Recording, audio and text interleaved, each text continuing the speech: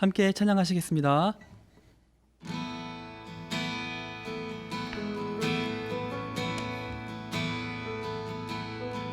내게 허락하신 시련을 통해 나의 믿음 더욱 강하게 자라나고 험한 산과 골짜기 지나는 동안 주께 더 가까이 나를 이끄시네.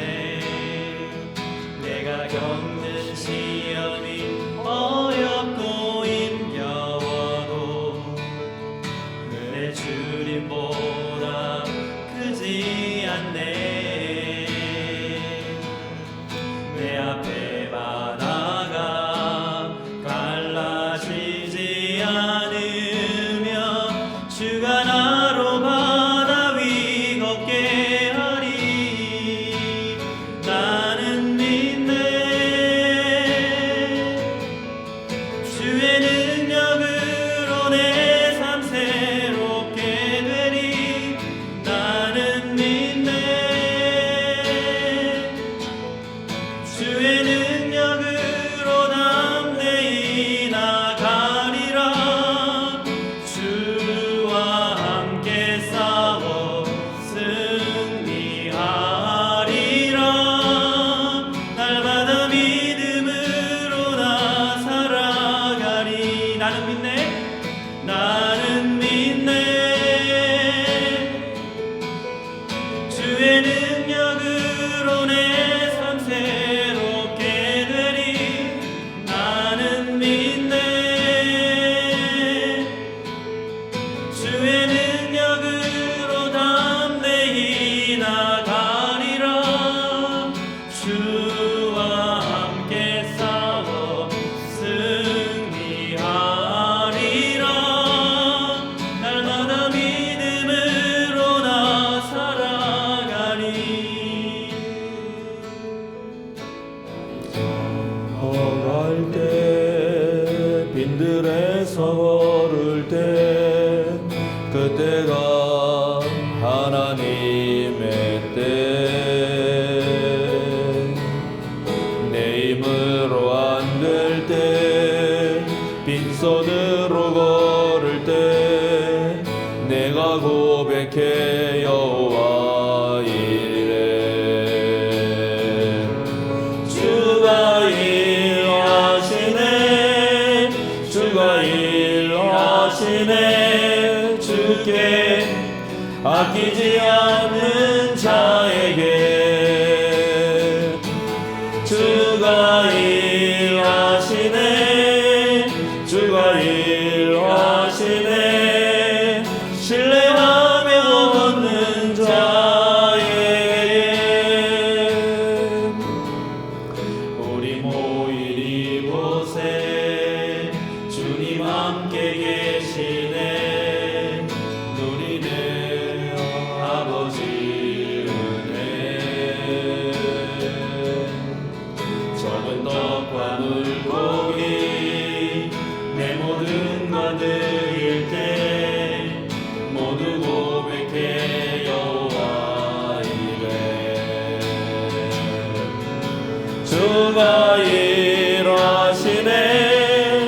주가 일하시네. 주께 아끼지 않는 자에게 주가 일하시네. 주가 일하시네. 신뢰하며 걷는 자에게 주가 일하시네. 주가 일하시네. 주가 일하시네. 주께 아끼지 않는 자에게 주가 일하시네.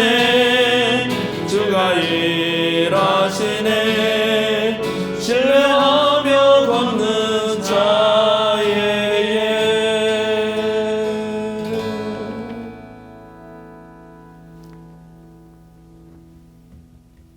아, 정말 좋은 찬양이었습니다.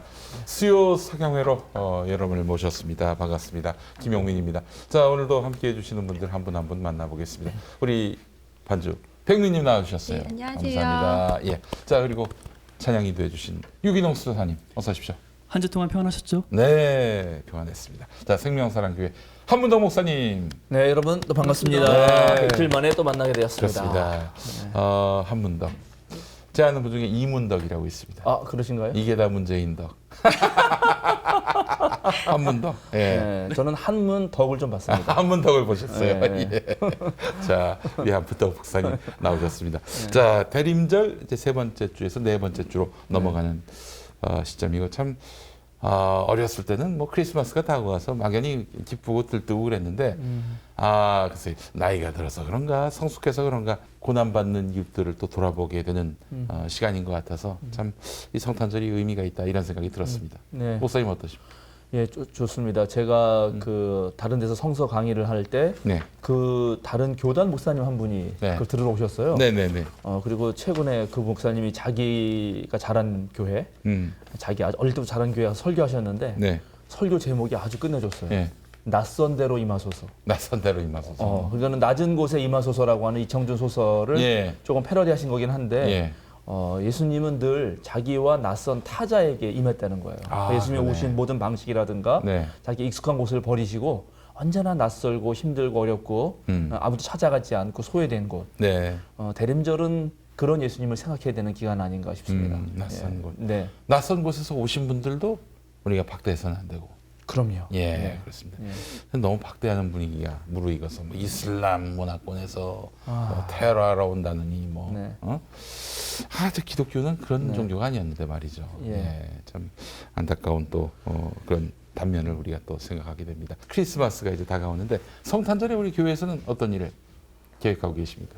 저희는 성탄절 주일, 그러니까 성탄절 예배, 예배가 있고요. 그다음에 예전에는 이제 성탄 전야 행사라 그래서 네네네. 그 전날 무슨 이렇게 축하 행사, 그다음에 무슨 찬양 대회도 하고 네. 뭐 이런 걸 했었는데 성국도 하고. 네, 성국도 예, 하고 뭐 예. 어릴 때 그런 거 많이 했죠. 그리고 우리 교회도 했었습니다. 근데 네. 올해는 그냥 성탄 전야 행사는 주일날 하기로 하고 성탄절 당일날은 성가대가 칸타타를 좀 또 준비를 잘 하니까 네. 그 찬양을 하고 우리는 저는 이제 설교를 짧게 하고 네. 그리고 그날 우리 한국 교회가 이제 예. 고난 받는 사람들을 위하여서 부활절하고 성탄절마다 연합 예배를 드려요. 그렇죠. 예. 네. 거기에 우리 이제 교인들이 다 같이 가기로 그렇게 했습니다. 올해는 아마 그 스텔라 데이지고 네, 맞습니다. 예. 강화문에서 스텔라데이지오 가족분들하고 함께 예, 예. 그분들의 고통을 함께 나누는 예배를 예. 드립니다. 우리 이제 교회 교우들도 뜻 있는 분들 함께 하시자고 제가 말씀을 드렸는데 벙커원 교회 교우들도 네, 잘하셨습니다. 이런 고난받는 이들과 함께 네. 진짜 예수 정신이 빛이 나는 거 아니겠어요? 예. 네, 여러분들 많이 또 동참해 주시기 바라겠습니다. 근데 예전에 이제 우리가 성탄 전야 때는 올라잇이라고 해서도 그거 다 있었잖아요. 올라잇. 밤새고 놀았죠. 네, 그렇습니다. 그리고 또 새벽에는 또 새벽송을 돌고, 돌고. 예, 이렇게 그런 기억들이 서서히 좀 과거의 일이 돼버리는 것 같아요. 아마 지금 그런 식의 새벽송은 아닌데 네, 올해도 24일 날 그 지금 뭐 김용희님이라든가 그렇지. 고난받는 현장들을 이렇게 도우는 새벽송이 계획되어 있는 걸로 알고 있습니다. 뭐 제가 찾아봐야겠는데 분명히 있습니다. 네, 그래서 네. 좀 시간 있는 분들은 예. 24일 날 그런 어려운 분들을 이렇게 찾아가는 새벽송 네. 그거는 아주 의미 있는 것 같습니다. 그렇습니다. 네. 그런 새벽송 올라잇이 준비되어 있습니다. 우리 많은 믿음의 동지들이 또 그 일에 동참하셨으면 좋겠습니다.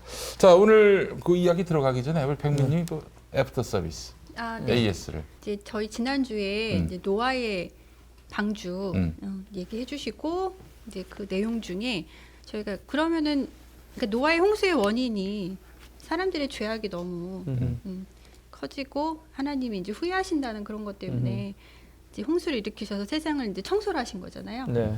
그러면 하나님이 천재 창조를 하셨을 때 그 사실을 모르셨을까라고 이제 제가 질문을 했을 때 목사님이 이제 하나님의 속성에 대해서 말씀해 주시고 그게 어찌됐든 그런 인간과의 관계에 대해서도 말씀을 해주셨어요. 근데 복기를 해보니까 그러면 우리가 그냥 알고 있는 그 기독교의 예정설과 좀 반하지 않나 예 그런 의문이 또 들었어요. 그래서 그거를 조금 더 설명을 해주시면. 네, 예정설. 사실 이제 예정설이라고 하는 것은 그 이제 신학에서 정확하게는 구원과 관련돼서만 얘기하는 것입니다. 구원.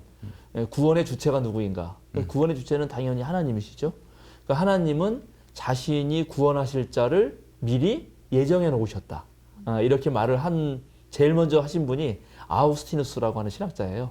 예, 그렇게 아우스티누스 신학자가 그 말을 했을 때는 그렇죠. 자기가 하나님이 사랑하시는 백성들을 버리지 않으신다. 예, 그리고 구원하실 자를 구원하시기 때문에 미리미리 다 만세 전부터 다 계획해 놓으셨다. 이런 걸 강조하기 위해서 한 거예요. 근데 그게 더 한 발 더 나가서 이제 칼빈으로 오면은 야 그러면은 구원받지 않는 사람들은 어떻게 되는 거냐? 네. 그러면 하나님은 구원받지 않는 사람들에 대해서는 관여를 안 하시는 거냐? 또 그게 아니라는 거죠. 하나님은 절대 주권을 가지고 계시니까 하나님은 구원하실 사람은 구원하고 구원 안 할 사람은 안 한다. 그걸 다 준비해놨다. 이렇게까지 말을 했어요. 그러니까 이제 태어나자마자 그 인생은 이 구원을 받든지 아니면 안 받든지 이미 그 운명이 결정됐다 이런 얘기 아닙니까? 태어나기 전부터. 태어나기 만세 전부터. 전부터. 뭐 이런 식으로. 예. 그래서 그 이중 예정이라고 그러는데. 예. 근데 사실 그게 좀 문제가 많잖아요. 그런 교리라는 아니 게. 그게 말이 안 되는 게 아닌가 싶어요. 아니 그러니까. 하나님은 모든 인류를 다 사랑한다고 하셨는데 어느 놈은 구원 못 받을 놈, 어느 놈은 구원 받을 뿐 이러는 것 자체가 너무 비정하다. 그렇죠. 그러니까 사실 그 예정설이 나온 자체가 인간이 하나님을 높이려고 하는 의도에서 나온 거긴 한데. 하나님이 예. 너희들 까딱하면 그냥 한 방에 날릴 수가 있어. 네, 뭐 이런 그러니까 하나님의 어떤 주권, 위험. 위험과 주권을 높이기 위해서 네. 구원의 주체는 인간이 아니고 하나님이다. 네. 인간이 노력한다고 되는 게 아니고 예. 하나님이 결국 주도하신다는 것을 높이기 위해서 했지만 네. 그런 구도 자체가 벌써 어불정설이죠. 어불성설. 무슨 하나님이 인간의 높임을 받는다고 높여지는 분 아니잖아요. 그 자체로. 네, 그래서 이제 그 칼빈의 이중예정이라든가 어스틴의 예정설 같은 경우는 오늘날은 현대인들에게 받아들이기가 참 안 좋죠. 솔직히. 그래서 예, 또 칼바르트라고 하는 현대 신학자는 그렇게 보는 것보다는 하나님은 모든 사람의 구원을 위하여 예수 그리스도를 예정하셨다. 아니 그러니까 망할 인생, 죽을 인생도 예수를 믿으면 거듭날 수 있다. 이 희망을 무력화시키는 거예요, 예정론이. 맞아요. 그래서 칼바르트가 그렇게 말함으로써 다시 살린 거죠. 무력화시킨 거를. 그러니까 칼바르트는 예수 그리스도를 예정했다는 걸로 예정론을 바꿉니다. 그거는 은혜가 되죠. 네. 누구나 정말 예수님 사랑, 하나님 사랑에 오픈된 마음을 가지고 나오면 구원받을 수 있게 해준 거죠. 그러나 그런 거 없이 태초부터 그럼 나는 구원받지 않을 자로 예정되면 그러면 나는 아무리 노력해도 안 되는 거고 이 사람은 구원받을 사람으로 예정되면 막 살아도 되는 건가? 이게 이제 말이 안 돼요. 예, 그런데 요 예정설이 아주 맨 처음부터 예정됐다고 하니까 마치 이제 일반 교인들에게 어떻게 들리냐면 운명설로 들려. 운명설. 네, 맞아요. 모든 운명은 정해져 있다. 숙명이다. 예. 이렇게 간다. 예, 그런데 그거는 하나님의 자유 법칙에 위배됩니다. 하나님은 자유로우신 분이고 그리고 하나님은 우리에게 당신의 자유를 하나님의 자유를 우리에게 똑같이 주셨어요. 자유의지를 주셨습니다. 그러니까 자유의지를 주신 것에 대하여서는 하나님이 타자의 자유, 우리를 이런 물건처럼 대하지 않고 나와 너 관계로 대하시기 때문에 우리의 자유를 존중하신단 말이죠. 그래서 사실은 우리의 자유를 존중하는 순간 내가 어떻게 하든지 간에 내버려 두도록 하나님 스스로가 자신의 전능성이라든가 전지함을 제한하신 거예요. 물론 미리 다 알 수도 있죠. 모든 가능성을 다 품으실 수 있는데 그럼에도 불구하고 인간이 죄를 짓든지 선을 행하든지를 너희가 스스로 선택할 수 있도록 자유를 주시고 그에 따라서 상대해 주시면서 행동하셨다. 라는 것이 성경이 말하고 있는 것입니다. 그런데 신학은 하나님을 설명하려고 하니까 특히 고중세 신학은 하나님은 완전한 분 이렇게 설명했거든요. 전지전능하신. 예, 그러니까 완전함의 속성 중에 전지전능이 있어요. 최고의 선이고 최고의 지성이고 이런 것이 있거든요. 그래야지만 하나님이다. 그렇게 말을 한 거죠. 근데 그런 교리적인 논의가 또는 교리적 설명이 사실은 성서와 부딪힌다. 성서에는 분명히 하나님 마음도 아파하시고 궁리도 하시고 마음을 바꾸시기도 하는 모양이 나오니까는 그래서 성서 저자들은 하나님에 대한 철학적 교리적 설명보다도 실제 우리와 관련해서 사랑을 베푸시고 때로는 후회도 하시고 때로는 훨씬 더 이렇게 인간적으로 우리 상대해 주시는 분을 더 강조한다. 그래서 오히려 교인들이 그런 하나님 만나는 게 제가 보기엔 좋다. 그래서 제가 지난주에 그런 하나님이 훨씬 더 인간미가 있고 하나님의 인간성이란 말을 제가 표현했는데 예, 하나님이 인간이 될 수는 없고 인간과 동등하지는 않지만 하나님은 스스로 이렇게 인간처럼 스스로 낮추셔서 우리를 대해 주신다고 하는 것이 이미 구약에 녹아 있다는 거죠. 네. 그 은혜가 되네요. 은혜가 사실 되죠. 예정론은 예. 이러면 점집 다니는 사람들하고 뭐가 다른가 이런 생각이 드는 거예요. 운명이 다 정해졌다면은 맞아요. 이게 뭐 무슨 과거에 그 뭐 주역이니 이런 데 다 네. 정해져 있다면은 예. 뭐하러 우리가 뭐 열심히 신앙생활하고 건강하고 바르게 살려고 노력하겠어요. 예. 그럴 이유가 없지. 예. 맞아요. 저도 그래서 그 이제 뭐 새해 되면 토정 비결 이런 거 네. 하잖아요. 네. 아마 저희 아버지도 이런 거 되게 잘 하시는 분인데 네. 근데 제가 물어봐도 맨날 안 알려줘요. 사실은 아버지 혼자 보시는 것 같아요. 근데 뭐 사실 알려주셔도 저는 믿지 않습니다. 왜냐하면 운명론은 네. 제가 말했지만 신학적으로 하나님 자유에 위배돼요. 음. 네, 운명을 정했다는 거는 그러면 하나님도 그 운명 안에 매여 있는 분처럼 느껴지기 때문에 네. 그렇지 않습니다. 하나님은 창조적 자유가 있는 분이라서 운명론을 받아들이지 않습니다. 저는. 어릴 때 그러니까 20대 초반에 네. 그 이제 예정론에 대해서 저희 이제 부목사님한테 여쭤본 적이 있어요. 그랬더니 이제 어떻게 설명을 해주셨냐면 가는 길은 있다. 그러니까 만약에 내가 강에서 출발해서 바다까지 가려면 그게 루트는 있는 거잖아요. 근데 내가 오른쪽으로 갈지 왼쪽으로 갈지 이거는 너의 선택이다. 그렇게 설명을 해주셔서 아마 이제 보통 다른 일반 기독교인들은 아마 또 이렇게 생각을 하실 것도 같아요. 예, 큰 정해져 틀에서, 있는 큰 틀에서. 길은 이렇게 목표는 있는 거잖아요. 예. 그렇죠. 그래서 지난번에 노아 이제 홍수 설명할 때도 이제 보수적인 신학을 하시는 이제 뭐 목사님들, 교수님들 큰 틀에서 그렇게 설명하죠. 하나님은 큰 틀에서 사랑을 하신다. 그 사랑의 마음은 한 번도 변하신 적이 없다. 그러니까 불변하신다고 할 때 사랑의 마음을 변한 적이 있느냐. 그러나 사랑의 표현 내지 행동은 상대에 따라서 다를 수 있다. 그러니까 내가 내 아이를 칭찬해 줄 때와 혼내 줄 때가 다르잖아요. 그러면 칭찬해 줄 때는 사랑하는 거고 혼내 줄 때는 사랑하지 않는 것인가? 아니죠. 사랑하기 때문에 때로는 혼도 내주는 거죠. 예. 그래서 정광훈 목사를 사랑의 마음으로 사랑하니까 정확하게 잘못을 지적하고 구속 수사 받아라 네. 하는 거 아닙니까? 네, 그렇죠? 그렇죠. 우리가 미워서 하는 거 아니에요? 또 구속 수사를 받아야 감옥에 있어야 자기가 그동안 해왔던 행동에 대해서 성찰을 할 수가 있지. 저렇게 내버려두면 추종자들이 와서 뭐 목사님 이러면서 막 띄워주고 낭떠러지로 가는 거예요. 예, 회개할 기회를 줘야 됩니다. 네, 그래서 지금이라도 강제 수사가 이루어져서 조사도 받고 그리고 방 안에 있으면서 성찰하는 시간을 가져야 돼요. 그렇지 않으면은 큰일 납니다. 또 저렇게 저 교인들하고 떼어놓지 않으면은 저 교인들은 또 어떻게 나가겠어요. 예. 자, 그래서 또 그 교인들이 지금 또 풍찬노숙을 하고 있는데 빨리 집으로 돌아가게 해야 합니다. 예, 그래서 저희들은 미워하는 마음은 절대 없고요. 뭐 그렇다고 사랑한다라고까지는 말하지 않겠습니다. 예. 사랑한다는 누가 믿겠어요? 믿지는 않을 거예요. 그러나 진짜 이제 더 악화되기 전에 더 망하는 길로 가기 전에 붙잡는 권면의 마음으로 저희 평화나무가 사역하고 있습니다. 네, 좋습니다. 그래서 이제 우리 오늘 이 창세기 마지막으로 오늘 마치려고 하는데 딱 끝날 때 제가 한 번 더 살짝 언급하겠지만 우리가 성서가 어떤 책인가를 다시 한번 깊게 생각해야 돼요. 맞습니다. 우리 그동안 한국 예. 교인들이 너무 성서를 우습게 여겼어요. 그리고 읽고 그냥 한글이니까 이해되면 마치 자기가 이해된 것이 전부인 양 여겼거든요. 그래서 그렇지. 절대 그렇지가 않아요. 그리고 기본적으로 성서는 고백적 언어니까 우리 고백에서 나오는 전지전능하다. 이런 말도 고백의 언어라는 거예요. 그 고백의 언어가 무엇인지에 대해서 깊이 깨달아야 돼요. 그러니까 제가 유기농 수도사님 찬양하는 거 보니까 너무 제 감동이에요, 사실은. 그래가지고 제가 우리 교인들한테 그랬어요. 유기농 수도사님 정말 최고라고. 근데 그 최고라는 말이 문자 사실적으로 우리나라에서 가장 노래를 잘하는 최고다라는 말은 아니잖아요. 그건 제가 유기농 수도사님의 찬양을 들으면서 느꼈던 어떤 저의 감정을 고백한 언어 중에 최고죠. 이런 사실을 잘 구분해야 돼요. 예, 그러니까 성서의 언어를 그래서 그 성서가 말한 문자에 매이지 말고 그 문자를 그렇게 고백했던 사람들의 체험, 역사적 배경, 그들의 고민, 문제, 그들의 신앙 고백 안에서 네. 성령님의 은혜를 느끼고 하나님의 뜻을 찾아내는 것이 오늘날 우리의 과제고 그 과제 속에서 찾아내면 그 뜻을 가지고 또 살아나갈 때 또 고민하는 것. 이 부분에 많이 약했습니다. 사실은 이제 앞으로 이거를 우리가 정확하게 이 수요사경을 통해서 해나가자 하는 것입니다. 아멘. 예. 아주 좋습니다. 예. 고백의 언어라는 점을 우리가 좀 유념할 필요가 있겠다. 예. 알겠습니다. 목사님, 그럼 오늘 어떤 말씀으로 함께 할까요? 오늘 두 부분 하고 싶은데 첫 네. 부분 읽고 하고 두 네. 번째 부분 읽고 하고 이렇게 하겠죠. 알겠습니다. 예, 우리 창세기 9장 네. 18절부터 28절. 제가 지난번에 문제 냈는데 왜 노아는 밭을 가는 사람이 되어서 포도나무를 심었는가? 네. 자, 창세기 9장 18절부터 28절입니다. 네.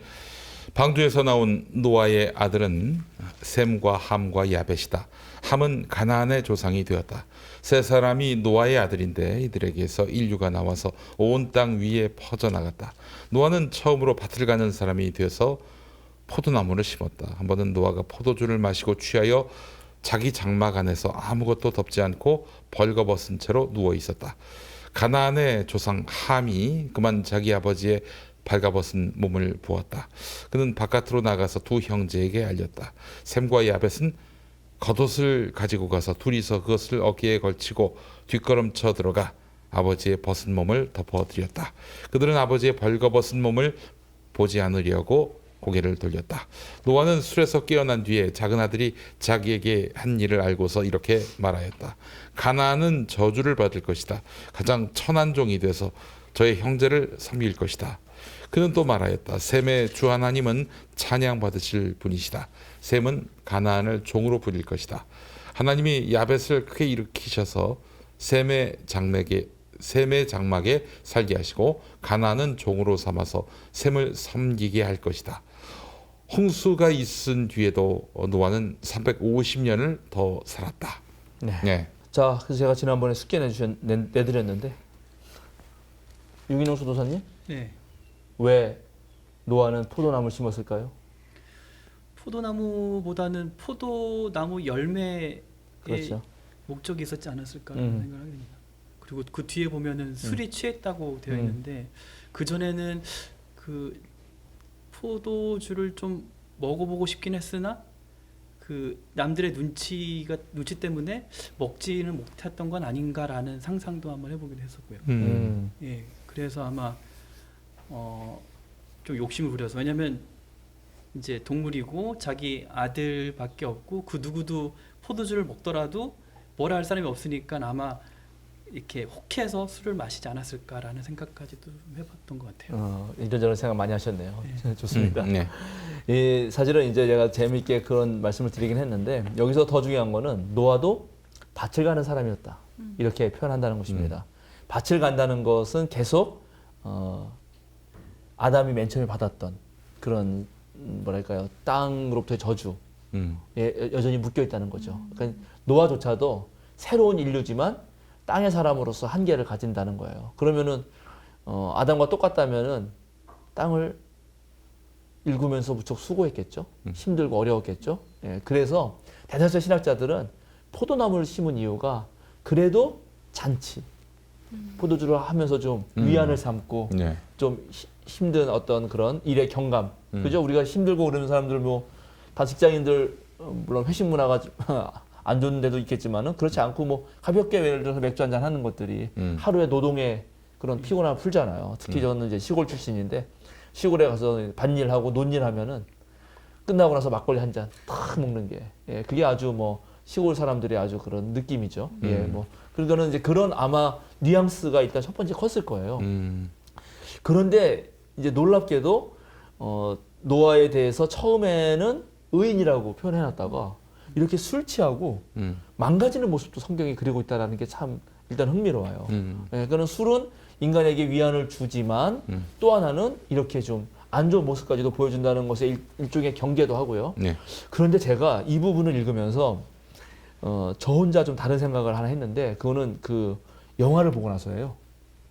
2014년에 노아라는 영화가 개봉됐습니다. 여러분 보셨는지 모르겠는데 데런 아로노프스키 그 누구야 블랙스완 유명한 블랙스완이라고 하는 영화 만든 감독이 만든 그리고 러셀 크로우가 주연한 노아라는 영화가 있습니다. 그 영화 나오고 나서 뭐 그게 성경과 맞느냐 안 맞느냐 또 한참 논쟁이 좀 되기도 했어요. 그런데 그 영화를 보고 제가 좀 충격을 먹었는데 제가 한 번도 생각하지 못한 부분을 생각했거든요. 거기 주인공 노아는 엄청 고뇌하는 노아로 나와요. 러셀 크로우가 배를 만들려고 하고 모든 인류는 죽어야 된다라고 하는 하나님의 뜻을 어떻게 내가 따를 것인가를 가지고 무척 고뇌합니다. 그래서 궁극적으로 자기들도 죽어야 된다고 생각해요. 그게 원래 하나님 뜻이었다는 거예요. 나는 배를 만들려고 해서 배를 만들었지만 결국 인류를 쓸어버리는 게 하나님의 뜻이었고 나도 죽어야 된다 그러면서 그런 계속 고뇌를 하거든요. 그리고 이제 그 며느리가 그걸 말리고 나중에 그 며느리에게서 애가 하나 태어나는데 그 애를 보고 노아가 이제 그 생각을 버리고 하는 그런 얘기가 나옵니다. 손자가 나오고 이렇게 해서 그 손자가 이제 나오는 걸 보고 그 아이의 뭐 웃는 모습을 보고 아 하나님이 이 아이까지 멸하시겠는가 뭐 등등 생각하면서 이제 자기 생각을 접습니다. 네. 근데 그 영화가 아주 스펙타클한 영화였어요. 그리고 나서 봤더니만 그때 죽을 때 말이에요. 온 인류를 하나님은 청소하겠다고 우리가 지난번에 이렇게 동화 속 이야기처럼 무슨 신화적 이야기 서술 속에서 간단하게 처리했지만 실제로 그런 홍수를 당했을 때 그래서 나 외에 다른 모든 생명체가 죽음을 당했을 때 여러분 그때 어떻게 생각하십니까? 그때 다 죽고 혼자 살아남았다 하는 사람이 기쁠까요? 슬프죠. 네, 저 그때 처음 이게 노아가 엄청난 홍수 사건은 노아에게는 어떤 면에서는 트라우마야겠다는 생각이 들었어요. 아, 그렇죠. 아, 그러네. 예. 예. 그리고 나서 제가 성경을 읽었는데 갑자기 눈에 띈 거예요. 이제 노아는 처음으로 밭에 가는 사람이 되어서 포도나무를 심었다. 왜 포도나무 심었을까? 저는 이게 생각이 딱 난 거죠. 사실은 신학자들은 하나님이 수고하는 인간에게 위로를 주기 위해서 포도나무를 심었다고 그렇게 설명을 했지만 저는 그렇게 느껴지지 않는 거예요. 야, 노아가 술 없이는 못 살았겠구나. 이것만이라도 해서 내가 취하지 않으면은 어떻게 그 트라우마를 감당할까 하는 그 고민에서 읽게 됐고요. 그런 식으로 제가 설교도 한번 한 적이 있습니다. 근데 제가 이 얘기를 신학자 얘기도 아니고 제 생각을 얘기하는 이유는 성경을 읽을 때 가장 중요한 것 중에 하나는 독자의 실존적 해석이라는 것입니다. 그러니까 이 성경이 자기 문제와 연결될 때 이게 뭐가 다가오지 자기 문제와 연결되지 않으면은 전혀 다른 이야기로 온다. 그래서 우리가 성경을 계속 역사적 배경에서 읽고 그런 것을 찾아가는 이유는 그들의 일상생활의 삶으로 들어가 봐야 되는 거예요. 그리고 나도 그 삶에서 같이 있는 사람으로서 여겨질 때 성경이 실제로 다가오지 그렇지 않으면 막 넘어가요.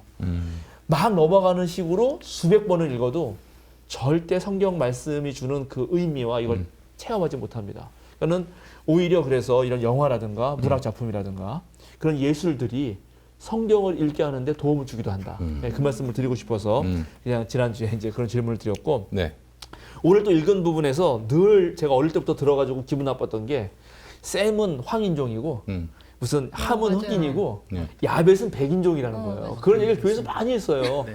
그래가지고 이 아니, 흑인이 그럼 노아의 아들들이 어떻게 그게 어떻게 가능하죠? 아니, 그게 생물학적으로? 그 얘기를 왜 했냐면은 예. 이제 온 인류가 바로 요 셋 아들로부터 퍼져나갔다고 성경에 오늘 읽은 데 되어 있으니까 이미 다 죽었으니까. 예, 이미 다 나머지는. 죽고 그 세 명부터 전 인류가 나왔으니까 예. 전 인류는 흑인종, 백인종, 황인종인데 네. 이 한 명씩을 끼워 맞춰야 되는데 이제 셈은 당연히 뭐 저기 그 그 중동 그쪽 지방이니까 다 이제 그래서 우리 동아시아에서 황인종이고 그다음에 함은 흑인이고 왜냐면 섬기거든 종처럼. 네. 그러니까 야벳 이쪽은 성경에 나와 있지도 않는데 예. 백인종이라고 말하면서 네.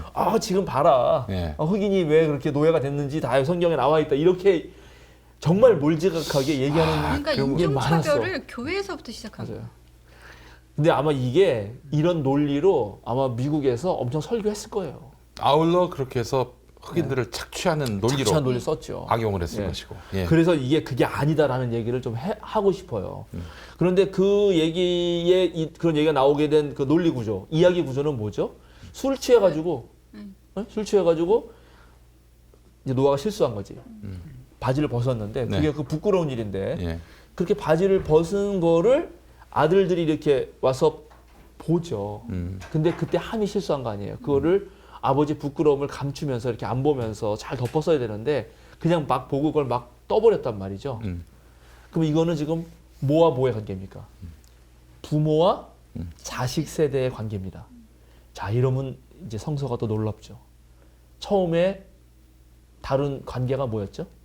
부부 관계입니다. 부부 관계. 인간과 하나님 관계가 다뤘지만 거기서 제일 먼저 깨진 게 아담과 하와 관계예요. 아담과 하와 부부가 둘이 깨지잖아요. 그죠? 저 여자가 먹게 해서 그렇다고. 그 다음에 무슨 관계 나왔죠? 가인과 아벨. 그렇지. 그게 무슨 관계예요? 형제. 형제 관계. 동료들 사이에. 이제 세대 문제를 다루고 있어요. 예, 그러니까는 이 성서가 놀랍게 이렇게 다 다루고 있단 말이죠. 우리의 삶에서. 성서가 말하고 있는 거는 그 전 세대 또는 다음 세대, 기존 세대, 이 세대 간의 관계에서 어떻게 해야 되는가. 그러면 후속하는 세대가 앞선 세대를 그렇게 함부로 대하는 것은 옳지 않은 거 아닌가. 이런 문제를 하나 일단 제기하고 있고요. 그 다음에 두 번째, 그래서 이제 함이 저주를 받는데 전부 종이 된다는 거예요. 예, 셈이 형이고 이제 함은 둘째고 야벳이 그 셋째인데 야벳이 셈의 장막에서 같이 살게 되고 그 둘을 섬기는 종이 돼요. 근데 오늘 성경에는 아주 가장 천한 종이라고 나와요. 이게 원어로 보면은 종들의 종입니다. 종들이죠. 종들의 종. 네, 종들의 종. 좀 왜요? 반대. 그러니까 종들의 종은 가장 천한 종이라는 거죠. 가장 낮은 종이라는 거예요. 그러니까 가장 밑바닥으로 내려가야 된다라고 저주를 내려요. 그것도 누가 내리냐면 이제 노아가 내려요. 아버지가. 예, 아버지가 내려요. 여태 다 달라. 이 상황이 많이 바뀌어요 지금. 하나님 내린 게 아니고 노아가 내리고. 그러면 종들의 종의 반대말은 뭐냐면은 왕들의 왕이죠. 우리가 왕중왕, 예수님한테 왕중의 왕. 이제 요것과 비교가 되는 말입니다. 그리고 또 보면은 함을 저주했는데 가만히 보면 뒤에 저주를 받는 건 함이 아니에요. 성경을 꼼꼼히 읽는 가나. 정답입니다. 가나안입니다. 그리고 함을 소개할 때도 누구라고 소개하죠? 가나안의 가나안의 아비라고 소개해요. 조상. 예, 다른 사람들은 그냥 셈과 함과 야벳 했는데 그냥 셈 야벳은 그냥 나오고 계속 함은 가나안의 조상 하면서 가나안을 비판합니다. 그리고 가나안이 바로 종의 종이 돼요. 자, 그럼 가나안은 누구였나요? 가나안은 바로 이스라엘이 정착한 땅 아니에요. 그러네요. 그렇죠. 그러니까는 이게 바로 이제 여기에 묘한 이야기가 있는 거예요. 예, 바로 이스라엘은 세상에 계속된 약자였고 그 약자가 그때 말했지만 아낙자손처럼 거대한 제국의 한 밑으로 들어갔을 때, 예? 그리고 원래 이제 그 출애굽해가지고 여호수아를 통해서 가나안에 정착했을 때는 그 평야에 못 살아요. 왜냐면 거기 살다가 다 죽거든. 그래서 중산간 지방에 그서 그 땅 읽어가지고 그 뭐지 옛날에 화전민처럼 그렇게 정착하는 거거든요. 그러니까 가나안은 이 적대세력으로 나온다고. 그리고 그 뒤에 이제 함의 후손들을 보면은 우리가 이제 안 읽었는데 10장은 이제 함의 후손들의 이야기가 착 나오거든요. 거기에 기가 막힌 얘기가 나와요. 이게 오늘 제가 좀 보고 싶은 거예요. 자, 우리 그 부분은 제가 조금 읽어보려고 합니다. 창세기 10장으로 넘어가면은 6절부터 보겠습니다. 창세기 10장 6절부터 보면 함의 자손은 자, 4명이 나옵니다. 구스와 이집트와 리비아와 가나안이다. 여기 지금 이집트와 가나안이 나오죠? 네. 바로 이집트는 누구예요? 이스라엘을 억압했던 데 아니에요? 그렇죠. 벌써 억압한 쪽이 여기 나오죠? 가나안도 마찬가지죠. 네. 가나안도 되게 무서워했던, 여기 나중에 다 팔레스타인인데 이게 그 사람들이죠. 그 다음에 두 번째 이제 구스의 자손이 나오는데 구스의 자손은 7절에 나오고 8절 보니까 제가 지난번에 얘기했던 겁니다. 구스는 또 니므롯을 낳았다. 니므롯은 온 세상에 처음 나타난 장사이다. 그는 주님께서 보시기에도 힘이 센 사냥꾼이었다. 그래서 주님께서 보시기에도 힘이 센 니므롯과 같은 사냥꾼이라는 속담이 생겼다. 이게 날선 사냥꾼 에서랑 통한다 그랬죠. 이게 전부 다 폭력적인 사람들이란 말이죠. 고대 제국에서 철기 문명을 가지고 사냥하는 사람들. 근데 니므롯이 어떻게 했냐? 10절. 그가 다스린 나라, 이건 니므롯입니다. 그가 다스린 나라의 처음 중심지는 시날 지방 안에 있는 어디? 바벨론. 이거 보세요. 네. 그 다음에 쭉 나오고 뭐 에렛, 아까 갈레 나오고 또 11절. 아시리아 나옵니다. 그는 그 지방을 떠나서 아시리아를 세우고 바로 아시리아의 수도인 니느웨를 세우죠. 이거 보세요. 자, 이게 바로 요 부분에서 왜 함을 저주했는지, 이게 무슨 인종차별 얘기하는 게 아니고 바로 함과 가나안을 엮으면서 또 함의 자손들을 이집트와 또 아시리아와 바벨론을 엮으면서 이게 당대의 전부 다 고대 제국이고요. 군사 강성 대국. 정확하게 맞습니다. 오늘날 미국. 예. 미국 우리나라한테 6조 무슨 뭐 방위비 분담금 내라고 그 네. 무기 팔아먹으려고 예. 깡패 나라. 그렇게 깡패 나라가 되는 거죠. 다 깡패 나라들이에요. 그럼 깡패 나라들이 뭐였죠 당시에? 왕중왕이었단 말이에요. 왕중왕. 그런데 오늘 노아가 너희들은 뭐가 돼야 된다고? 종들의 종. 너희들은 종들의 종이 돼야지. 니네들이 어떻게 왕중왕이냐 이렇게 말하는 거란 네. 말이에요. 그러니까 노아가 함을 저주했던 것, 특히 가나안의 아비 함을 저주하고 그 자손들을 저주했던 이유는 이게 정말 인종차별하는 얘기가 아니고 강성제국에서 자기의 힘을 자랑하면서 지네가 왕중왕이라고 하고 주변 사람들을 못 살게 굴고 특히 약소 국가들을 전부 다 억압하는 그런 사람들에 대한 비판과 경고의 목소리다. 미국의 그 보수주의 목사들은 자기들을 뭐 바벨론이니 아수르니 이런 거에 비유된다고 생각하면 경기를 일으키겠네요. 아 그런 놈들이에요. 아 실제로 미국이 경찰 무슨 나라라고 하면서 네. 전 세계의 예. 약소국가를 사실은 겉으로는 선교한다는 척하면서 뒤로는 그런 건 많이 빼먹었죠. 많이 빼먹었어요. 약탈했지 않습니까? 아 이라크 민주주의 국가로 한다 그러면서 공격한 게 사실은 그게 아니었잖아요. 솔직히 네. 네. 그 석유 탈취하려고 했던 거 아닙니까? 그런 거 이제 전체적으로 다 알게 됐고요. 우리 예. 저 한국교회 초기의 선교사님들도 그 뭐 철도 부설권이니 뭐 그리고 벌목권이라든지 탄광 채굴권이라든지 이런 거에 관심이 많으셨어요. 이것도 전문가시죠. 예. 논문, 박사교 논문 그런 것도 쓰셨죠. 예. 그래서 그분들이 이제 사실은 복음을 전한 면도 있지만은 또 이 땅에서 가져가신 것도 많아요. 천국의 공로가 별로 없으실 거야. 가져가신 게 많으셔가지고. 근데 그러시구나. 이게 참 현실적인 건데요. 네. 저희 이제 아빠가 어릴 때부터 이제 신앙생활을 하시면서 미국 선교사님한테 영어를 이렇게 배우시고 교육을 받으셨대요. 그러니까 저희 아빠랑 그 같이 교회 신앙생활 하셨던 아빠 친구분들은 그러니까 그 미국 선교사에 대한 어떤 위대한 업적? 그러니까 그게 그러니까 선교사분들이 나쁜 일이 그런 건 전혀 생각을 못 하시고 그분들이 행하셨던 어떤 보이는 선한 거에 진짜 그게 다 100%다라고 어떻게 보면 신봉 아닌 신봉을 하시면서 아니요, 근데 백민님 말씀이 좋은 말씀이에요. 그 사실은 상당수 선교사들은 헌신했어요. 헌신하고 또 초기 들어왔던 선교사들 정말 자기 전 몸을 바쳤죠. 물론 그 중에 이제 이렇게 이걸 취한 선교사도 이거 있었지만, 챙긴 분들이 또 있었죠. 근데 네. 문제는 뭐냐면 아주 정확한 지적을 한 거예요. 지금 백민님이 그건 뭐 한국 우리 기독교 연구하시는 분들의 공통적인 생각인데 한국 사람들이 선교사의 이미지로 미국을 인식해요. 맞아요. 그게 문제예요. 미국은 절대 선교사 같지 않습니다. 미국은 절대적으로 세속화된 국가예요. 미국은 자기네 나라를 위해서 사는 데예요. 미국의 대통령은 자기 국가 우선주의예요. 그 사람들이 우리를 위해서 할 거라고 생각하면 안 돼요. 사실은. 우리를 도와준 것도 실은 그렇죠. 미국이 이렇게 여러 나라를 돕는 아주 훌륭한 나라다. 자기 이미지를 막 제고시키기 위해서 그렇게 뭐 자기들이 남는 잉여 물품들을 나누고 또 자금을 나누고 그랬을 뿐이지 진짜 우리에게 뭐 은혜를 베풀어 주기 위해 그 천사처럼 예비된 하나님의 어떤 그런 사자로서 미국이 존재하지는 않는다. 이 현실 인식을 좀 분명히 해야 되는데 말이죠. 뭐 그냥 성조기 들고 뭐 주한미국 대사가 뭐 테러 당하니까 막 개고기 갖다 바치고 개 키우는 사람한테 개고기 갖다 바쳐요. 부채춤 추고. 아유 정말 참 부끄러워가지고. 그렇습니다. 그러니까는 이제 이게 선교의 역사가 자칫 잘못하면은 문화 제국주의가 될 수 있고 우리 오리엔탈리즘 같은 책들 속에서 우리가 많이 배웠죠. 그러니까 에드워드 사이드라고 하는 학자를 통해서 다른 나라에 가서 복음을 전파한다고 할 때도 그 문화와 이런 걸 충분히 인식하고 가서 해야 되는데 그걸 못할 경우에는 자칫하면 제국주의 방식이 될 수 있다는 것도 기억해야 됩니다. 그러니까는 오늘 이제 이 함 저주 사건, 노아의 함 저주 사건은 그런 방식으로 볼 때 가장 정확하게 보는 것이다 말씀드리고요. 자, 이제 오늘 또 하나의 중심이 되는 바벨탑 이야기 같이 하겠습니다. 용민님 바벨탑 이야기에 있는 성경을 읽어주셔야 되겠는데 네, 11장 1절에서 9절 네. 요 말씀 읽겠습니다. 처음에 세상에는 언어가 하나뿐이어서 모두가 같은 말을 썼다.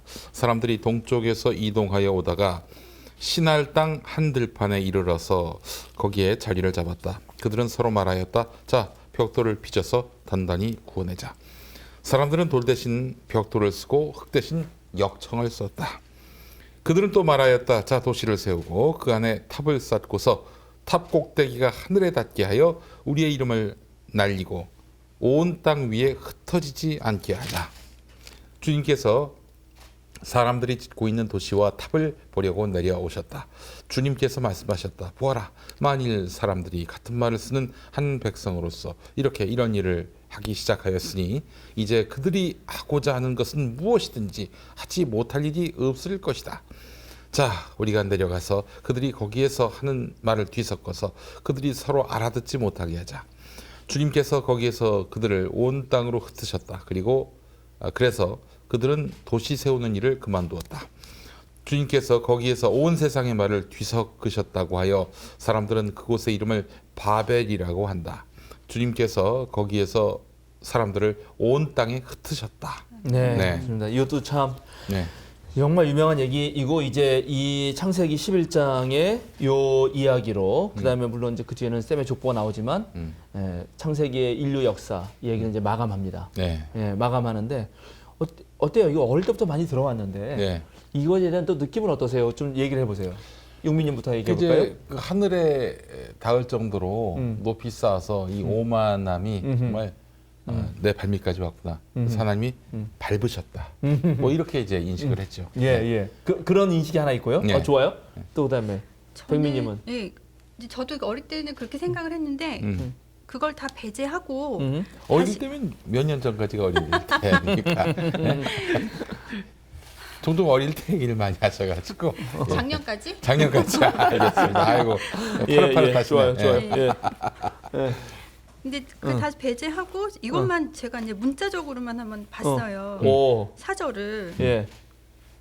근데 도시를 세우고 탑을 쌓고 어허. 예, 탑 꼭대기가 하늘에 닿게 하자. 어허. 우리의 이름을 날리자. 어허. 온 땅에 흩어지지 않게 하자. 어허. 이게 뭐 어때서요? 그래요. 야, 오늘 좀 재밌다. 야, 이거 진짜 막 풀고 싶은 마음이 막 나옵니다. 이게 뭐 어때? 일단 이게 뭐 어떠냐? 네. 그죠? 뭐 좀 탑 좀 쌓기로 써니 네. 우리 이름을 좀 날리고 싶어 썼기로니 이 말이 안 보이네. 이게 뭐 예. 예.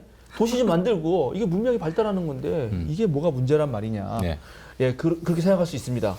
그리고 이제 용민님처럼 근데 이거는 교만한 거다. 이게 지금 하늘이라고 하는 거는 사실은 신의 영역인데 인간이 신의 영역을 침범한 거 아니냐 이렇게 해석들도 많이 해요. 실제로 이런 그 탑 쌓는 이야기와 관련된 이제 영향을 받은 그 설화는 또 바벨론에 있는 아트라시스라고 하는 설화인데 거기에 보면은 홍수가 지난 다음에 600년이 지나고 거기 설화에서도 그리고 인간의 나라가 넓어지고 매우 사람들이 증가했어요. 그랬더니 사람들이 많이 모이다 보니까 사람들이 막 얘기하는데 되게 시끄러워. 그래가지고 그 시끄러운 소리 때문에 엔릴 신이라는 분이 있는데 엔릴 그 바벨론 신화에 나오는 아테나시스에 나오는 신이 도대체 실수가 없었어요. 실수가 없어. 아주 저 자식들 너무 실수 없다 이런 말도 나와요. 그러니까는 이 이야기가 혹시 하나님의 신의 영역을 침범한 거 아니냐, 그러니까 인간의 교만한 거 아니냐. 역시 이건 창세기의 그 3장부터 나오는 그래서 교만의 주제 아니냐 이렇게 학자들이 얘기한 것도 있습니다. 그런데 반대편의 학자들은 백민님 말씀하신 똑같이 말해요. 아니 그게 좀 뭐 어때서 아무리 올라가봤자 여기 지금 하나님이 내려오시잖아요. 하나님이 못 닿거든요. 닿게 하자고 하지만 못 닿아요. 예. 그러니까 그게 좀 어떠냐? 이름 날리는 게 그래도 좀 어떠냐? 이름 좀 날리는 거. 그래서 이게 꼭 그렇게 교만한 것 때문에 하나님이 사람들을 흩으시고 말을 혼잡하게 해가지고 서로 안 통하게 하셨나? 이렇게 심판받고 좀 혼날 일인가? 하나님 직접 나서 심판하는 거거든요. 그게 좀 쪼잔하게 느껴지게 돼요. 그렇긴 하죠. 사실은. 예, 하나님이. 예. 그래서 오늘 여러분에게 제가 다르게 이거를 또 봐야 된다는 걸 좀 알려드리고 싶은데요. 네. 여기서 일단 우리가 지금 생각해 볼 주제가 크게 두 가지입니다. 하나는 언어. 언어는 사실 무척 중요하거든요. 여러분, 여기 언어가 하나여서 다 통하는 게 좋겠어요? 아니면 언어가 여러 개여가지고 안 통하는 게 좋겠어요? 통하는 게 좋지 않겠습니까? 통하는 게 좋다. 네. 유견호 수도사님은? 저도 마찬가지로 바벨탑을 쌓지 않았으면 지금 다 모든 사람들이 똑같은 언어로 얘기했겠다 싶은데. 아니, 영어 시험도 안 봐도 되고. 네, 그러니까 여러 말이 가지로 되고. 좋죠. 예. 맞아요. 제가 질문을 안 통하는 게 좋냐 이래서 이제 그런데 네. 그런데 예. 제가 이제 이거 보니까 전 세계에 언어가 몇 개가 있냐면 7,000개가 있어요. 되게 많죠. 글이 없는 언어도 네, 많고요. 그렇죠. 당연히 문자랑은 또 다른 얘기니까요. 예. 말은 하는 거니까요. 예. 근데 그 중에 3,000개 정도가 지금 그 사멸 위기에 놓여 있고, 그리고 한 600개 정도의 언어는 예. 100명 정도 미만의 집단에서만 쓰는 언어들이에요. 그 자기들끼리 그게 통용이 통하는 되는 거죠. 예. 근데 언어죠. 예. 100명 정도 미만이니까 정말 적은 거죠. 네. 거기서만 통용되는 언어가 한 600개 정도가. 그리고 많은 사람들이 쓰는 언어가 있죠. 이제 흔히 말하는 강대국의 언어입니다. 예, 그게 10개 정도 되는데 10개 정도의 언어를 전 세계 인구의 50% 이상이 씁니다. 그런데 언어는 인간의 영혼을 담은 거라고요. 이게 언어가 단순히 전달만 하는 그런 게 아니에요. 그러니까 언어는 또 곧 인간의 사유체계예요. 그러니까 다양한 언어가 있다는 거는 사실은 다양한 영혼이 존재한다는 거고 다양한 문화와 다양한 사유체계가 존재한다는 것입니다. 근데 그걸 다 없애고 하나로 만든다? 좋을 것 같아요, 나쁠 것 같아요? 나쁘네요, 보니까. 그러면 나빠요. 그런 말을 제가 들었어요. 그 자기 나라의 고유의 언어와 문자가 있는 나라와 없는 나라의 차이. 있는 나라에는 자기 고유한 언어와 문자가 있을 경우는 그런 나라에서 사상가와 철학가가 나온다. 당연하죠. 근데 이 남의 나라 언어를 갖다 쓰거나 문자를 갖다 쓰면은 그런 사상가, 철학가를 기대하는 것은 어려운 일이다. 네. 네. 정확하게 맞는 말입니다. 도올 김용 선생님께서도 늘 모든 철학 이전에 필롤로기, 언어가 중요하다. 네. 필로소피보다 필롤로기가 더 중요하다는 말씀을 늘 하셨거든요. 네네. 당연하죠. 그러니까 우리도 우리말이 있다는 게 얼마나 그 축복입니까? 우리말이 없다면 우리말로 생각할 수 없잖아요. 그럼 다른 나라에 이제 종속돼서 사는 거예요. 그러니까 여기에 지금 한 가지 언어로 하려고 했던 족속이 누군가를 우리는 주의 깊게 봐야 됩니다.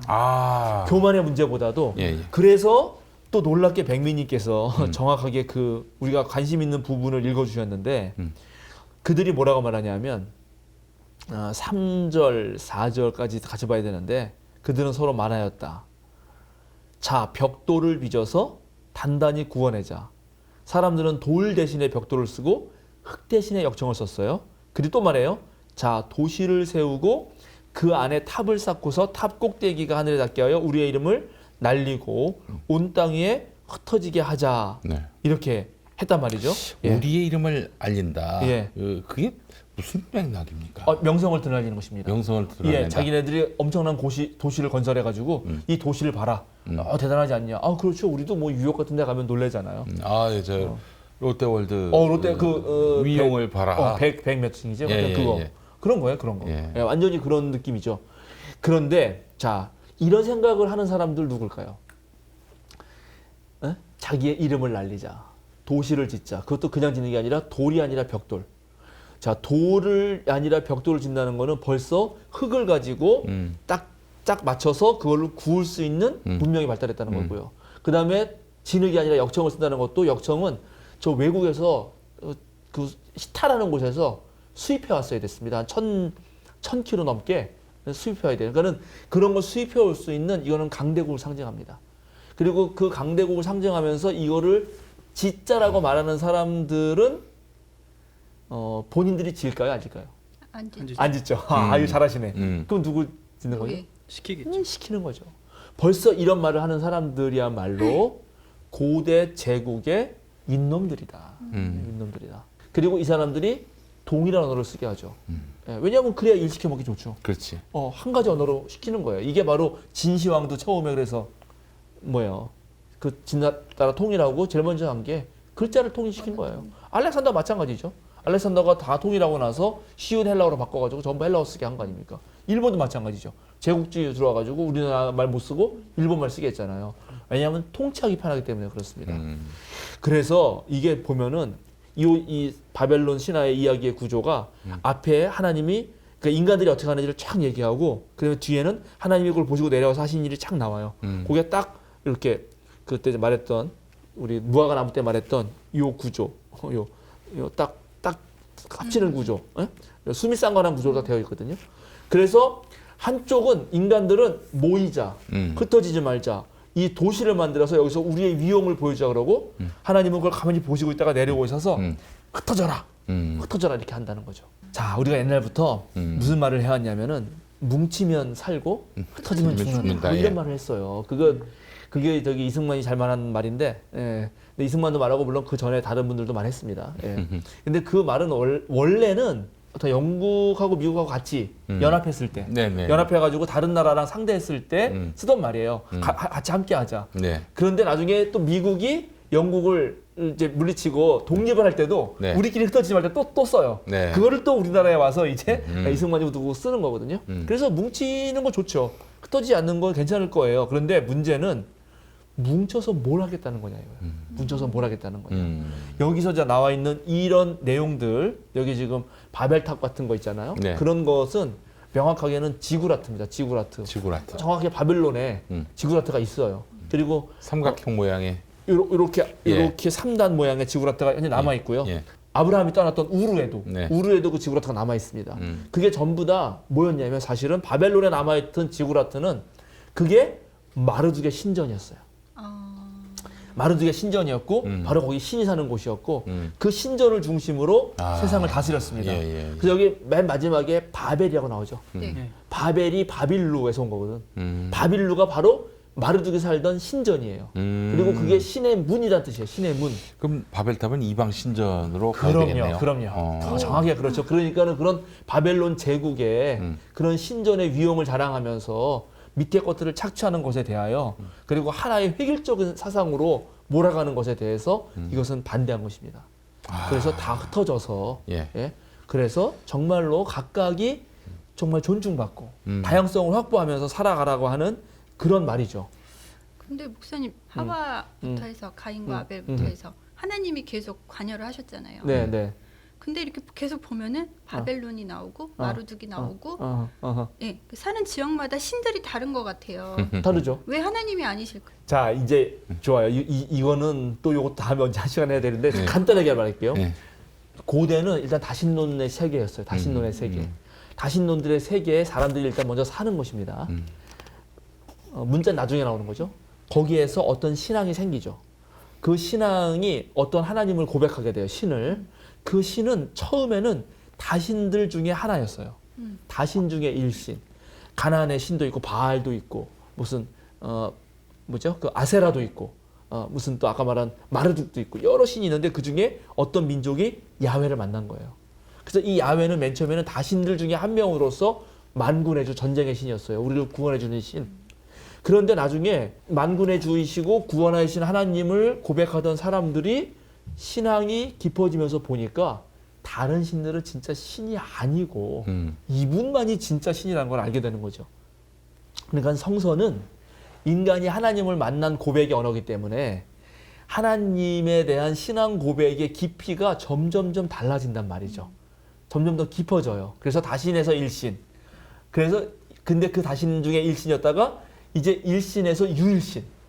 그리고 유일신이 되는 순간 다른 신들은 진짜 신이 아니라고 말하는 그렇게 변화의 과정이 있습니다. 예, 그런데 이걸 쓸 때 당시는 당연히 다른 신들의 신화에서 영향을 받은 거고 그 영향을 받았지만 그것을 이분들이 신앙 고백을 해서 쓸 때는 자기들이 믿는 신앙 고백에 따라서 바꾸는 거죠. 그 바꿀 때의 신앙 고백이야말로 진짜 우리가 믿는 하나님을 고백하게 하는 거예요. 그래서 바벨론은 아까 마르둑을 섬기면서 남들을 착취하고 억압하고 동일한 언어를 쓰게 하고 그렇게 하는 것이 마땅하다고 얘기하지만 우리가 말하는 하나님은 그런 하나님을 물리치고 그런 신화를 없애버리고 오히려 흩어져서 각각의 다양성을 확보해 주면서 얘기하라는 거죠. 근데 이제 아까 말한 대로 처음에 제가 질문했을 때 여러분 말이 안 통하는 건 안 좋다 그랬잖아요. 그래서 딱 한 가지 문제는 다양성을 확보해 주면은 소통이 안 되는 게 문제예요. 서로 다툼의 여지가 생겨요. 네. 이걸 해결해야 되죠. 해결했어요, 안 했어요? 안 했어요. 했죠. 했어요. 언제 했냐? 성령 강림절 때. 그때 성령이 와서 성령이 오셔서 각각 다른 얘기로 했는데 분명히 다른 얘기로 기도했습니다. 나는 내 말로 기도한 거예요. 나 한국어로 기도했는데 미국 사람이 알아먹네. 그러니까는 다양성의 차이를 훼손하지 않으면서도 소통하시는 역사가 언제 된다? 교회의 역사에서 된다는 거예요. 교회 역사에서. 이게 엄청난 이야기입니다. 네. 예, 그러니까는 차이를 동일성, 획일성으로 억압하는 방식이 아니라 차이를 존중하면서 소통하는 방식이 바로 성령 강림절 사건이었다는 것이고요. 예, 그게 이 예. 바벨탑 사건에 대응하는 거죠. 기독교 신앙은 네. 유일신 신앙이기 때문에 네, 하나로 통일되고 네, 획일화되고 네. 그래야 할 줄 알았는데 그게 아니었네요. 그렇지 않습니다. 음, 그렇죠. 네, 정말 그렇게 했을 자칫하면은 그게 획일적이 되는 거예요. 아니, 만약에 그래서 그것이 정광훈 씨 같은 거로 획일화돼 봐요. 네. 하나님도 까분다 그러고 막 이렇게 말하는 사람한테 되면은 그 밑에 다 종처럼 해야 될 거 아니에요. 또 광신적으로. 1200만이 그 기독당에다 표를 몰아주면은 뭐 세상을 뒤엎을 것처럼 뭐 얘기하기도 하고 예 그게 아닌데 그렇죠. 예. 그래서 오히려 그러한 것을 존중하는 것, 다양성을 존중하는 다양성 속에서 일치. 이것이 바로 공교의 정신입니다. 마침 그 어느 분이 우리 교회 사도신경 뭐 읽다 보면은 네. 거룩한 공예와 성도와 서로 교통하는 것과 네. 이 옛날 사도신경 또 새로운 사도신경은 공교회와 성도의 교제와 뭐 네. 이렇게 나온단 예. 말이에요. 그때 예. 공교회가 뭡니까? 그리고 공교회가 거룩하다는 게 무슨 말이고 또 교회가 거룩해진다는 말은 무슨 말입니까? 이런 질문을 했다 그래요. 전화하셔서 예. 아마 인터넷 잘 못하시는 분 같아요. 예, 그래서 예. 전화하셔서 그래서 제가 얘기를 해드리고 싶은데 그래서 기독교가 처음 생겨서 전 세계적으로 흩어져서 세 개의 교회가 생겼을 때 네. 그 세 개의 교회가 모여서 회의를 했죠. 예, 그것이 바로 이제 공의회입니다. 공의회. 모든 교회가 모여서 함께 회의를 하는 거예요. 그게 무슨 바티칸 공의회, 무슨 교회, 1차 공의회, 무슨 라테란 공의회 이런 공의회가 있었죠. 오늘날은 카톨릭, 개신교, 정교회가 나눠져서 정말 이 세 개가 다 모여서 회의를 해야지 진짜 거룩한 공교회가 되는 건데 그러나 어쨌든 그렇게 다 교회가 모여서 고백했을 때 첫 고백이 있습니다. 교회에 대한. 교회는 하나의 거룩한 보편적 사도적 교회다. 그러니까 교회는 전 세계 21억 명이 흩어져 있는 그리스도인들이 있지만 그렇게 다 다양하지만 그런 사람들이 서로 소통하면서 하나여야 되고 그 하나는 바로 사도 전통, 사도가 고백했던 사도가 우리에게 알려줬던 예수님의 전통을 따라야 되고 그리고 그런 의미에서 우리는 하나가 돼서 보편적이고 그리고 보편적인 그 교회가 하나님의 일을 하기 때문에 거룩하다 하는 고백이에요. 그래서 공교회라는 말이 그렇게 중요하고요.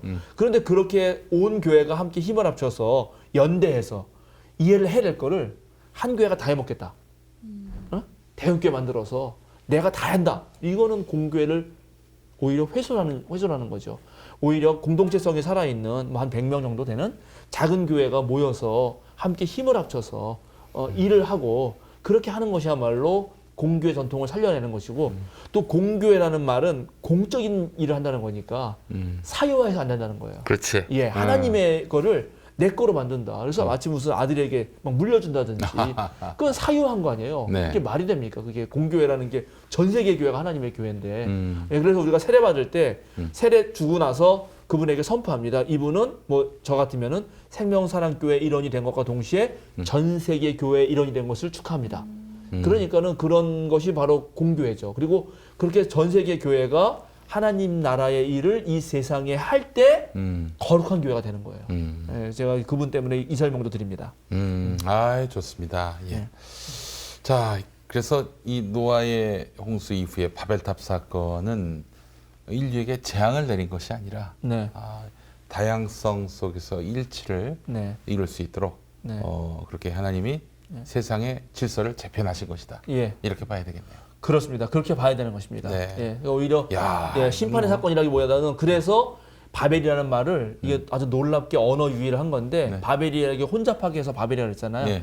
근데 거기가 바벨론에서는 신의 문이라고 그랬거든요. 신의문. 신의 문, 신이 들어가시는 문, 신이 나타나시는 문. 예, 예. 그런데 바로 그 신이 나타나시는 분의 마르둥이 나타난 게 아니라 예. 하나님이 나타나셨고 예. 하나님이 나타나서 하신 말이 너희 하나로 너희 생각으로만 획일적으로 모든 사람들을 억압하는 것이야말로 그게 혼란이다 이놈들아. 네. 그래서 내가 진짜 너희들을 흩어서 더 나은 혼란, 그러니까 혼란이란 말이 이상한데 더 나은 다양성을 보여주겠다 했던 말입니다. 아유, 그 그러네. 말이. 진짜 예.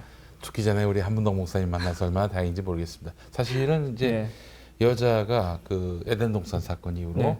애를 낳는 예. 남자는 노동을 해야 하는 네. 이런 말하자면 그 벌칙이 이제 부여된 네. 거 아니겠습니까? 네. 저는 그 바벨탑 사건 이후로 많은 언어가 생긴 것은 이 하나님 앞에서 교만했다가 영어 공부를 할 수밖에 없는 징계를 우리에게 내리실 것이다. 이렇게 얘기하고 다녔습니다. 그게 그러셨구나. 아니었군요. 예. 그러면은 우리가 이제 교만이라든가 그다음에 이름 날리자고 하는 것으로 이거를 사실은 대부분 이해해 왔는데 오히려 그거보다는 여기에 하나님은 핵심적으로 흩어지게 하시는 분이었고 이 사람들은 모이려고 했다는 것입니다. 그러니까 모이는 것이 꼭 나쁜 건 아니에요. 흩어지는 것이 꼭 좋은 것만도 아닐 수 있죠. 네. 그러나 우리가 교회의 가장 중요한 표지 중에 하나도 모이는 공동체, 흩어지는 공동체가 같이 가야 되거든요. 모이는 공동체는 예배 공동체입니다. 흩어지는 공동체는 선교 공동체예요. 그렇습니다. 그런데 세상으로 흩어지지 않고 모이는 공동체로만 하려고 하는 순간 그것은 대형 교회가 되고 대형화를 일으키고 권력 집단이 됩니다. 그러니까 자기네끼리 모여서 하면 안 돼요.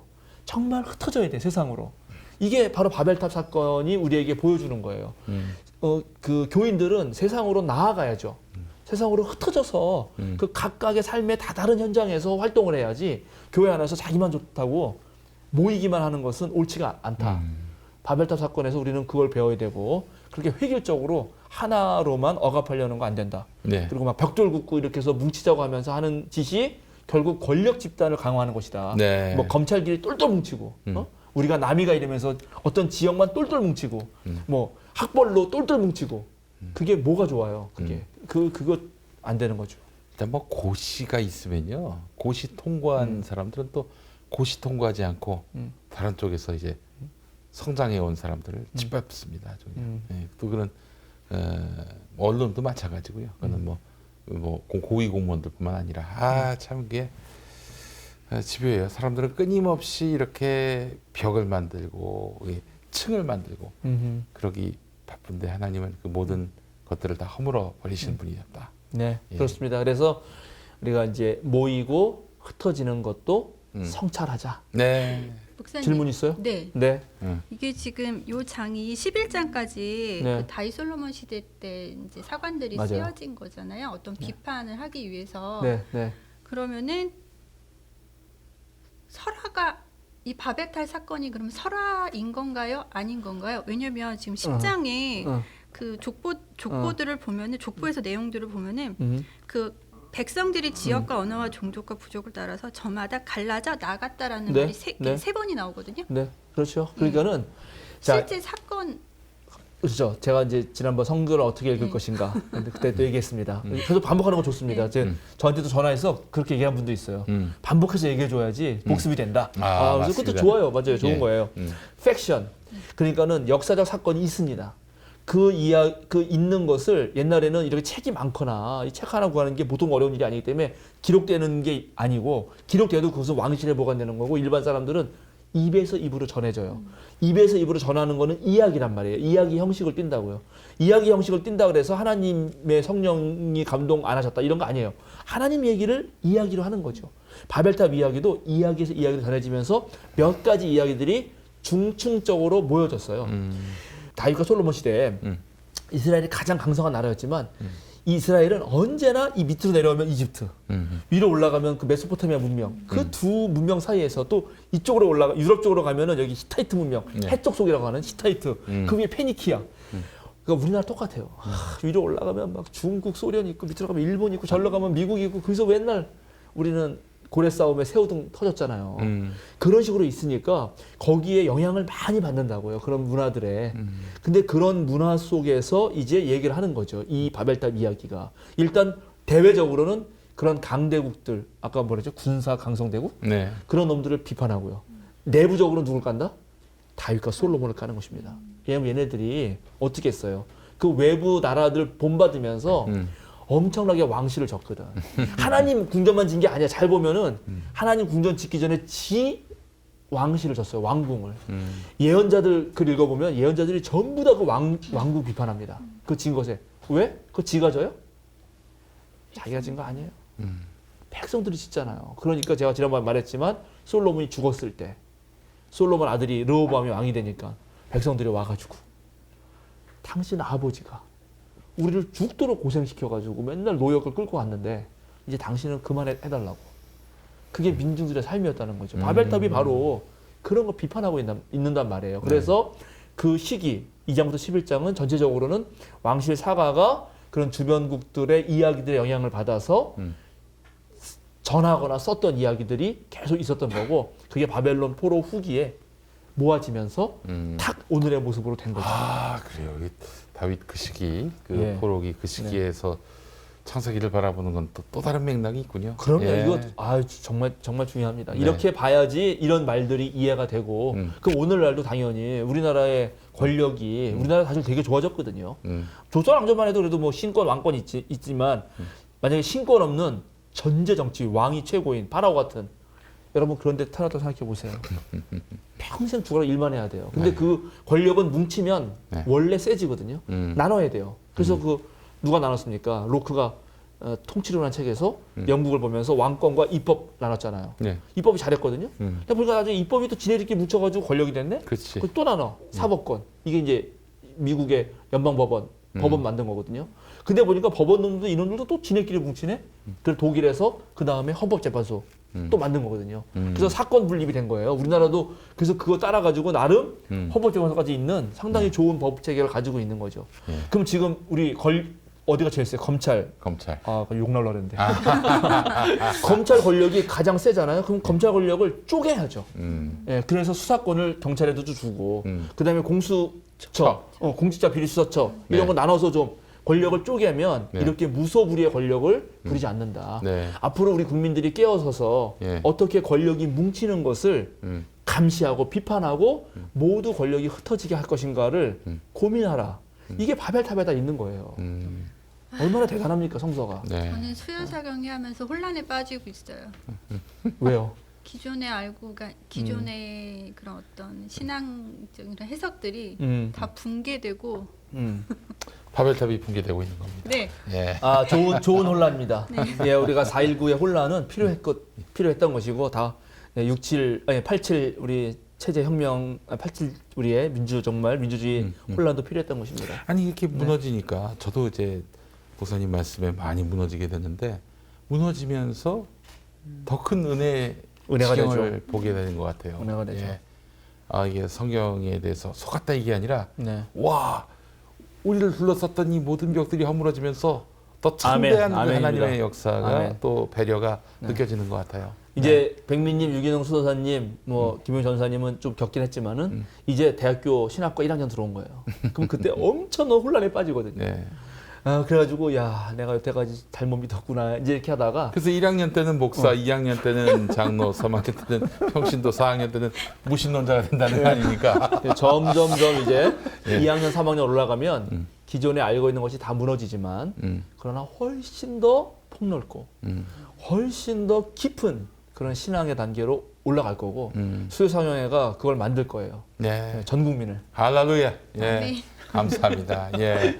아 정말 성탄절 앞두고 네. 창조주 하나님의 그런 깊은 배려와 또 지경을 우리가 확인하게 되니 이 성탄절이 더 뜻깊을 것 같습니다. 예. 자 우리 목사님 기도해 주시면서 오늘 행사 마무리하도록 하겠습니다. 예, 우리 다음 주는 크리스마스니까 네. 예수님 이야기 하는 걸로 하고요. 예. 제가 또 오늘 기도하겠습니다. 네. 거룩하신 하나님, 주님 앞에서 우리가 늘 겸손한 자가 되게 하여 주시옵소서. 약한 우리들은 때때로 뭉쳐야 삽니다. 예, 그 말씀 옳습니다. 그러나 우리가 뭉칠 때 그것이 혹시 권력의 모습으로 누군가를 억압하는 것은 아니었는지 아버지. 정말 진실하게 성찰하는 우리가 되게 하여 주시옵소서. 아멘. 교회야말로 약한 자들의 벗이 되고 이웃이 되어야 되는데 교회가 권력의 중심에 섰던 것은 아닌지 이 시간 다시 한번 회개합니다. 특별히 한국 교회가 그동안 너무나 권력주의를 기웃기웃거리면서 또 권력에 아부하면서 권력의 떡고물들을 먹었던 것은 아닌지 다시 한번 회개합니다. 주님, 올바른 이제 그리스도인들이 깨어나게 하시고 오늘날 이 땅에 오늘 오늘 하나님의 그런 명령처럼 정말 삶의 자리로 다 흩어져서 섬기고 나누는 그런 삶이 있게 하여 주시옵소서. 아멘. 모든 것 주님께 맡기오며 예수님의 이름으로 기도드립니다. 아멘.